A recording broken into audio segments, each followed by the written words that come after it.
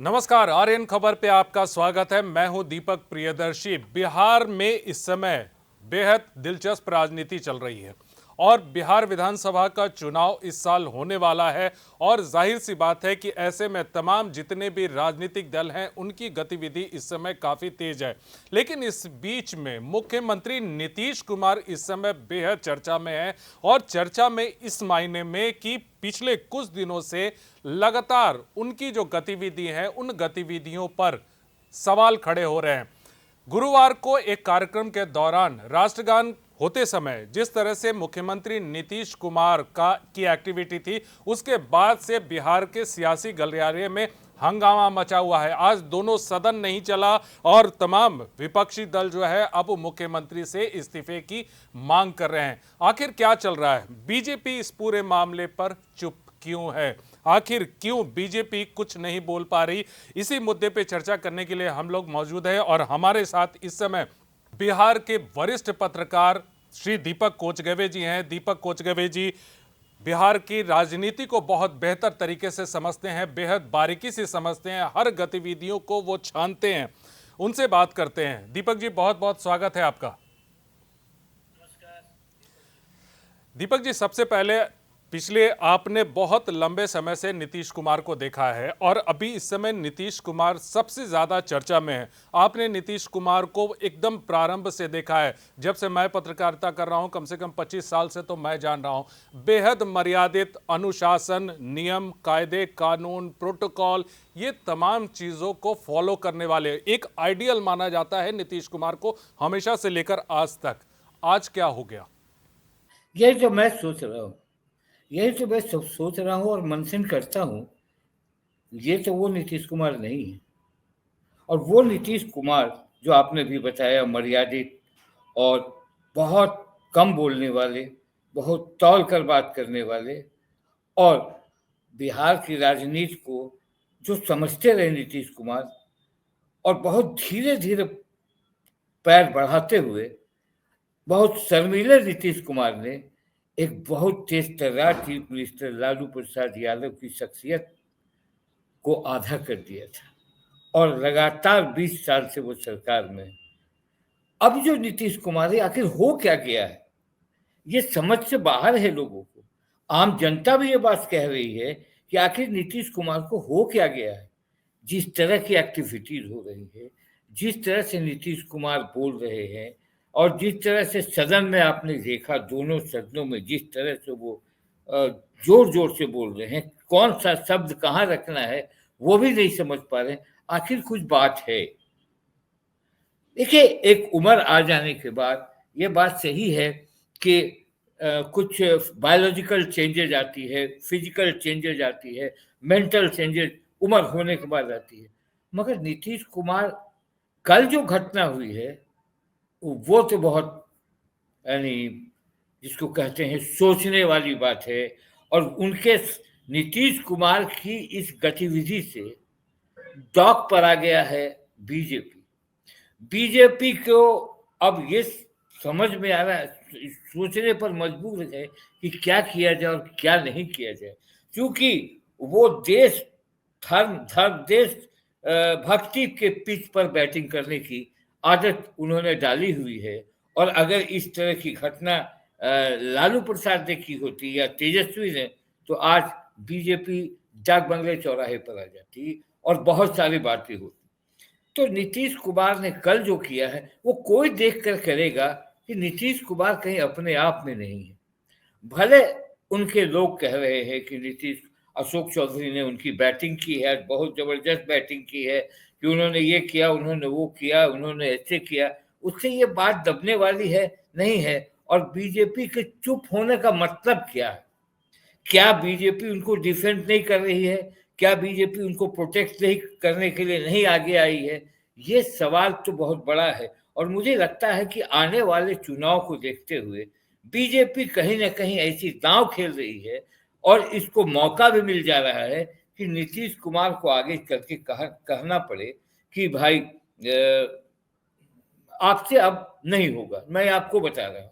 जी दूसरी जी। बात यह है कि इतनी बड़ी घटना है, और मैं इस घटना भले बीच में किसी का पैर छू लेना, किसी का हाथ छू लेना, किसी तरह से नीतीश कुमार बोल देना, आखिर कुछ बात तो है। भले लोग कहेंगे कि बहुत सारी बातें विपक्ष पे है, भ्रष्टाचार में डूबी है विपक्ष, वो अलग मसला है। मगर ये मसला दीपक जी बहुत यानी गले का, जिसको गले की फांस बन गई एनडीए के लिए। देखिए कहाँ है, जीतन राम मांझी चुप हैं, चिराग पासवान कुछ नहीं बोल रहे हैं, सम्राट चौधरी ने अभी तक मैं मुझे नहीं लगता कुछ उन्होंने जी कहा जी ना। जी। बीजेपी के कोई लोग क्यों नहीं बचा रहे नीतीश कुमार को? सबसे बड़ी बात यह है दीपक जी कि राष्ट्र हित और राष्ट्र की बात बीजेपी करती रही है पिछले कुछ समय से लगातार, और कुछ ज्यादा ही हो रहा है। और इस बात को लेके कि राष्ट्र सर्वोपरि है बीजेपी के लिए और इससे बड़ा कुछ भी नहीं है। आज ये राष्ट्रगान के मुद्दे पे यही तेजस्वी यादव अब कह रहे हैं कि राष्ट्रगान का अपमान है। तो जाहिर सी बात है कि अब जो मुद्दा, जिस चीज को लेकर राष्ट्र की बात बीजेपी कर रही थी, आज वही मुद्दा उछलकर तेजस्वी यादव के हाथ लग गया। ये बात आप ठीक कह रहे हैं। तेजस्वी यादव को बना बना हुआ एक ऐसा नारंगी मिल गया है कि अब उसको लेकर वो तमाम अटैक करेंगे एनडीए पर, और एनडीए पर अटैक करेंगे क्योंकि देखिए एनडीए में भाजपा हर मुद्दे पर अगर कोई ऐसा होता है तो राष्ट्रद्रोह, देशद्रोही, राष्ट्रद्रोह का मुकदमा भी होता है उनके यहाँ, बहुत लोगों ने मुकदमा भी किया। मगर तेजस्वी यादव ने इसको मुखर तेजस्वी, देखिए कल जो विधान परिषद में राबड़ी और नीतीश कुमार के बीच जिस तरह की जंग हुई और जिस तरह की भाषाओं का प्रयोग हुआ दोनों तरफ से, मैं ये नहीं कहता हूं कि, मगर एक मुख्यमंत्री की तरफ से जिस तरह की बातें कही गई, कहा गया कि मोबाइल 10 साल में दुनिया खत्म हो जाएगी, मोबाइल हटा दीजिए, तो ये सारी बातें कहीं ना कहीं लग रहा है कि कुछ साइको स्थिति तो नहीं है कि 10 साल में दुनिया खत्म हो जाएगा, मोबाइल मत कीजिए, मोबाइल हटाइए, मोबाइल बैन कीजिए। आपने और प्रशांत किशोर का स्टेटमेंट एक सुना देखा होगा जिसमें उन्होंने कहा कि आज से 2-2.5 साल पहले सुशील मोदी ने पहले उनके मानसिक स्वास्थ्य को लेकर सबसे पहले सवाल खड़ा किया था, और उसी नीतीश कुमार को बीजेपी ने फिर से आगे कर दिया। तो आपको क्या लगता है कि अभी नीतीश के लिए बीजेपी मजबूरी है या बीजेपी के लिए नीतीश मजबूरी है? देखिए एक चीज मैं बताऊं, जैसे सुशील मोदी की बात की प्रशांत किशोर ने, सुशील मोदी का स्टेटमेंट मुझे अभी भी याद है। आप देखिए सम्राट चौधरी ने पीछे दिनों क्या कहा था जब वो अलग थे, चिराग पासवान क्या कहते थे, यहां तक कि जीतन राम मांझी ने कहा था कि इनको मानसिक इलाज की जरूरत है, और आज वो पलट कर कह रहे हैं कि नहीं। देखिए ये जो सवाल उठ रहा है कि जरूरी और मजबूरी, आज ये गठबंधन जिस मुहाने पर है, बीजेपी के लिए नीतीश कुमार जरूरी हैं, ये तो बात सही है। नीतीश कुमार ने जो कहा वो अलग बात है, जो वोट बैंक 36% नीतीश कुमार का है, और उन्होंने देख भी लिया कि पार्लियामेंट वाले चुनाव में भी नीतीश का वोट ट्रांसफर हुआ, और आपने ये भी देख लिया कि जब 4 उपचुनाव हुआ था, जब बेलागंज जीत गए थे नीतीश कुमार, तो ये भी लगा कि और ये बाकी सारी सीटें एनडीए के पक्ष में गई थी, तो कहीं ना कहीं नीतीश कुमार पर यह विश्वास जग गया अगर नीतीश को छोड़ेंगे, क्योंकि उनके पास तो चेहरा है नहीं, बीजेपी के पास कोई ऐसा चेहरा नहीं है दीपक जी जिसको लेकर वो अकेला चले। अगर आप मानते हैं तो एनडीए में एक चेहरा तो जरूर है, तेजस्वी यादव। अगर आगे आप बढ़ते हैं तो नीतीश कुमार चेहरा है, नीतीश कुमार बीजेपी के पास कौन सा चेहरा है? अभी तो आपने कहा है कि जिस तरह से बीजेपी के लिए नीतीश कुमार अभी मजबूरी, जी जी, बीजेपी के लिए नीतीश कुमार अभी मजबूरी है, तो यह मजबूरी कब तक, ये लगातार अभी चलता जाएगा या चुनाव होने तक, ताकि उसका लाभ बीजेपी ले सके 36% वोट्स का?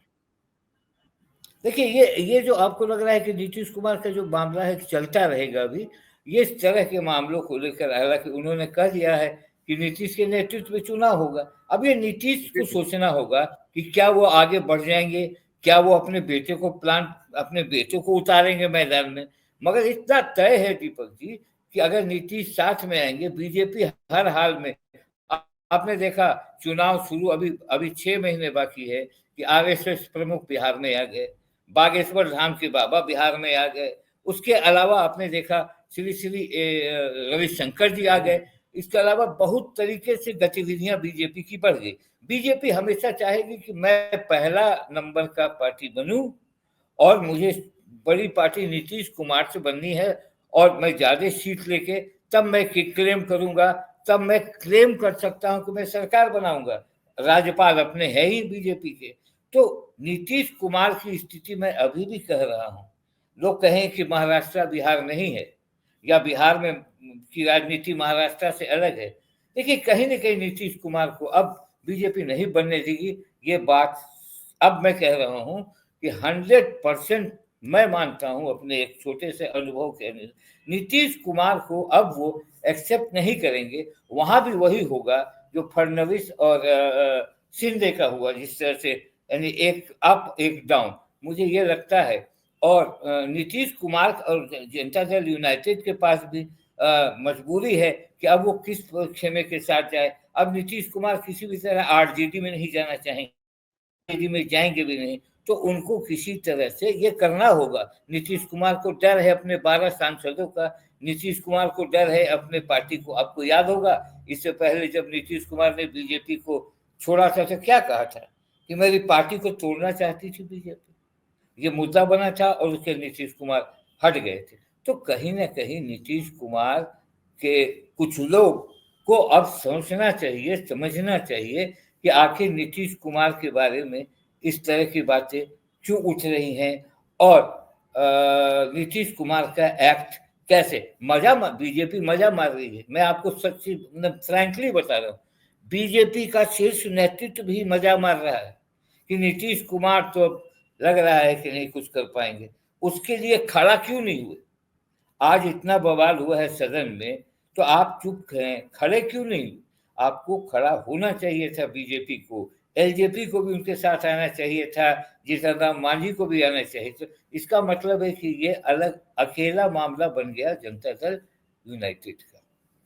ये आपको दीपक जी पिछले आपने देखा होगा कि 2-3 मौके ऐसे आए थे जब लालू प्रसाद यादव ने कहा नीतीश कुमार को कि आप आ जाइए। हालांकि तेजस्वी यादव ने उसको ओवररूल्ड किया था, लेकिन क्या बीजेपी को इस बात का भी डर है कि कहीं, क्योंकि पिछले जिस तरह से 2 बार हो चुके हैं, क्या इस बार अगर कुछ ऐसा वैसा कुछ हुआ, क्योंकि वो बीजेपी अगर साथ छोड़ के चले गए तो 2015 वाली वो स्थिति होगी कि बीजेपी अकेले दम पे चुनाव लड़ी, लेकिन उसका क्या हाल हुआ देख लिया। देखिए चंद्र जी, जो आप बता रहे हैं कि बीजेपी को तो डर नहीं, भरोसा है या नहीं, डर की बात नहीं, अब भरोसे की बात है। बीजेपी को ये डर नहीं कि नीतीश कुमार चले जाएंगे, पलट जाएंगे। अब मुझे नहीं लगता है कि नीतीश कुमार अब पलट के आएंगे लालू प्रसाद की। और ऐसा भी नहीं कि लालू प्रसाद जैसे खारिज कर दिया तेजस्वी यादव। अगर नीतीश कुमार आने की मूड बनाएंगे तो गले लगाएंगे। ये सवाल नीतीश कुमार के पॉलिटिशियन बिहार सबको है, आरजेडी को भी है, बीजेपी को भी है, सबको है। आज देखिए चिराग पासवान कितना आदर्श सूचक सब बोलते हैं कुमार, पहले के चिराग पासवान देखिए। ये एक अलग का पॉलिटिक्स हो गया दीपक जी। तो मेरा ये कहना है कि अभी नीतीश कुमार यहाँ नहीं आएंगे, क्योंकि देखिए केंद्र में उनकी में मंत्री हैं ललन सिंह, संजय झा, विजय चौधरी, अशोक चौधरी, ऐसे तमाम लोग जो हैं, कुछ जो ब्यूरोक्रेट्स भी हैं जो पसंद नहीं करेंगे कि वो लालू प्रसाद के यहाँ आए। और मुझे लगता नहीं है कि लालू प्रसाद के साथ अब वो इतना तर्क टिप्पणी हो चुका है। आपने कल देखा है विधानसभा में, आज भी नीतीश कुमार का सदन में आते ही आरजेडी पर हमला शुरू होता है, उनकी चक्कर आरजेडी से सदन में होती है। तो अब मुझे ऐसा कुछ नहीं लगता। नीतीश कुमार को इसी तरह बीजेपी हंसी का पात्र बनाएगी और उनके वोट को हो सकता है कि संवेदना के हिसाब से भी उनकी वोट को ले सकते हैं, या उनके बेटे को ला सकते हैं, या जाइए कैंपेन में आप, ये सारी बातें होंगी। मगर चुनाव के बाद बिहार में तो हर हाल में जिस तरह से पिछले 2005 से बिहार में जो गठबंधन और सरकार चल रही है, इस तरह से कभी नीतीश कुमार और उनकी पार्टी जेडीयू बैकफुट पे नहीं रही है, खास करके बीजेपी के सामने। जब सीट शेयरिंग की बात आएगी, क्योंकि वो हमेशा आधे आधे सीटों पे चुनाव लड़ती रही है बीजेपी और जेडीयू, आपको लगता है कि इस बार बीजेपी उनको आधी सीट दे देगी? क्योंकि जो संकेत मिल रहे हैं, जो बीजेपी की तरफ से, जो अंदर खाने से जो संकेत मिले, मुझे तो नहीं लग रहा है कि इस बार उतनी सीटें, बराबर की सीटें उनको मिलेंगी। आप सही बोल रहे हैं, आपका आकलन एकदम सही है कि बीजेपी अब उनको वो मनमाना सीट लेने नहीं देगी और बीजेपी बड़े भाई की भूमिका में आएगी और कहेगी कि मेरा सीट ज्यादा हो। जैसे एक सीट का डिफरेंस हुआ था पार्लियामेंट वाले में, वैसा नहीं होगा। लोग कब कहते हैं कि 120 121 इस से बात होगी, मुझे नहीं लगता है कि अब 100 सीट जनता दल यूनाइटेड को के आसपास मिल सकता है, मगर कम से कम 10-15 सीट ज्यादा लेगी बीजेपी उनसे। अब कुछ ऐसी सीट भी तो है दीपक जी, 3 एलाइज हैं, उपेंद्र कुशवाहा हैं, जीतन राम मांझी है, चिराग पासवान है। अगर 100 सीट इनको देगी बीजेपी, लड़ेगी तो उनके लिए बचेगा नहीं। क्या आपको लगता है कि 100 से नीचे इस बार जेडीयू की सीटें रहेंगी? देखिए, उसमें एक रणनीति तय हुई कि चिराग पासवान जीतन राम मांझी को उसी 120 से बीजेपी देगी, या अगर इनको कम होगा तो ये, अगर इनके पार्टी बिहार में उपेंद्र कुशवाहा आएंगे तो ये अपने कोटे से उपेंद्र कुशवाहा को देंगे। ये चर्चा है कि उसमें ये डिवीजन गठबंधन में होगा, तो जो उसके साथ लड़ेगा, जो उनके साथ जाएगा, तो वो ज्यादा उनका अपना होगा आगे सरकार बनाने के लिए। तो मेरा ये मानना है कि एक हमने जो सुना है, मैंने जो पाया है कि 101 और 101 की बात हुई थी आज से 15 दिन पहले कि 101 आप ले, मगर अब मुझे नहीं लगता है कि 101 हो सकता है इनको 100 दे और अपने 120 पर लड़े जी। और उसी में वो निशांत भी कुमार अपना इस बार राजनीति में चर्चा में। निशांत कुमार, और खास करके होली के जो सीन आए हैं, जो फोटोग्राफ्स आए हैं संजय झा और विजय चौधरी के बाद, इतने ओपन प्लेटफॉर्म पे निशांत कुमार कभी नहीं आए। उनके राजनीति में सक्रियता को लेकर सवाल खड़े हो रहे हैं। आपको लगता है कि अब धीरे धीरे ये कोशिश की जा रही है कि उनको धीरे धीरे फ्रंट लाइन पर लाया जाए? क्यों नहीं ला ही सकते। देखिए, नीतीश कुमार पहले जैसे नीतीश कुमार से पत्रकारों ने जब सवाल किया तो न वो हाँ बोलते हैं ना बोलते हैं। इतनी खबरें चली गई उनके तरफ से, कोई कोरिजेंडम नहीं आया कि ये गलत खबर है। ठीक है, अशोक चौधरी जो उनके आजकल मुख्य प्रवक्ता हैं आज की तारीख में नीतीश कुमार के, तो अशोक चौधरी ने फिर घुमा के कहा कि भाई जो नीतीश जी चाहेंगे वही होगा, हम लोग यही जानते हैं। मगर एक इतिहास देखिए दीपक जी, इन जिस तरह की पार्टियां हैं, आप कांग्रेस से जोड़िए, नेहरू के, इंदिरा गांधी के बाद वो उस परिवार में घूमता रहा वो पार्टी, चाहे राहुल गांधी हो, चाहे राजीव गांधी हो, ये उस परिवार का ही माना गया कि गांधी फैमिली का कांग्रेस। अब इधर आ जाइए, आप सौंप दिया अपने परिवार को, क्योंकि मेहनत से कांग्रेस आजादी दी थी। अब आप आ जाइए जेएमएम को, शिबू सोरेन ने सौंप दिया किसको, हेमंत सोरेन को। लालू प्रसाद ने सौंप दिया तेजस्वी यादव को। रामविलास पासवान ने सौंप दिया चिराग पासवान को। अखिलेश को सौंप दिया मुलायम सिंह यादव ने। इस तरह बहुत सारे इतिहास हैं। तो अगर नीतीश कुमार ने इस पार्टी को बनाया है तो वो क्यों नहीं सौंपेंगे उनको, और सौंपने की बात में बहुत दम है। दूसरी बात जी, एक अंतिम प्रश्न आपसे लेना चाहेंगे। जो अभी इस बार जो हालात बन रहे हैं, बीजेपी फ्रंट लाइन पे जेडीयू के सामने इससे पहले कभी नहीं आई। आपको लगता है कि इस बार बीजेपी का सरकार में आना या फिर चीफ मिनिस्टर के बनाना इस बार का सबसे माकूल समय है? एकदम माकूल है उसके लिए, इसलिए कि देखिए दिल्ली जीत लिया, हरियाणा जीत लिया, और जहां जहां चुनाव हुए लगभग वो जीत लिया, झारखंड छोड़ के। तो एक मनोबल बढ़ा हुआ है बीजेपी का, उनके चुनाव लड़ने का स्टाइल, प्रचार का स्टाइल, दिन भर 24x7 चुनाव में लगे हुए हैं। एकदम अभिलाषा है उनकी। यानी आज तक बिहार में उनका नेता नहीं हुआ। और विजय कुमार सिन्हा ने तो कह ही दिया, डिप्टी सीएम ने, कि अटल जी की ये सबसे बड़ी श्रद्धांजलि होगी जब वहां को बीजेपी का ये होगा। देखिए, हमें लग रहा है कि बीजेपी फ्रंट फुट पर खेल रही है और अगर उनके लिए बहुत गोल्डन चांस है। कन्हैया कुमार क्या करते हैं, कन्हैया कुमार और आरजेडी में क्या कॉम्बिनेशन बनता है या नहीं बनता है, महागठबंधन किस तरह चुनाव लड़ती है, प्रशांत किशोर कैसा मुद्दा बनाते हैं। प्रशांत किशोर के बारे में मैं कह सकता हूं कि प्रशांत किशोर पर आशा लोगों की थी, अभी भी है। तो जिस तरह से उपचुनाव में उन्होंने एक सीट भी नहीं जीता और मुस्लिम वोटर्स का बेलागंज में यानी कोई फायदा नहीं हुआ, वहां एनडीए जीत गया। तो अब मुस्लिम वोट उनके तरफ जाने को रहा और आगे आने वाले दिन में मुस्लिम वोट अब कैसे डिवाइड होता है। मगर मैं मानता हूं कि जिस तरह से बीजेपी नेतृत्व ने अपना हेलीकॉप्टर उतारना शुरू किया है बिहार में, और गवर्नर भी उनका है, बहुत सलीके के गवर्नर हैं आज की तारीख में। आने वाले दिनों में मुझे लगता है कि फ्रंट फुट पर वो मैच खेलेगी। जी, जाहिर सी बात है कि अभी बहुत सारी चीजें होनी बाकी हैं, क्योंकि अभी चुनाव में कुछ महीने का समय है और राजनीति तो अवसर का खेल है। इन अवसर में कौन कितना कैसे फायदा उठाता है ये देखना होगा। लेकिन जो अभी राजनीति हो रही है, दोनों खेमों में अभी हलचल सी मची है और इसका लाभ कौन उठाता है, कौन जनता को सबसे ज्यादा अट्रैक्ट करता है, ये देखने वाली बात होगी। फिलहाल इस चर्चा में भाग ली दीपक जी, आपका बहुत बहुत धन्यवाद।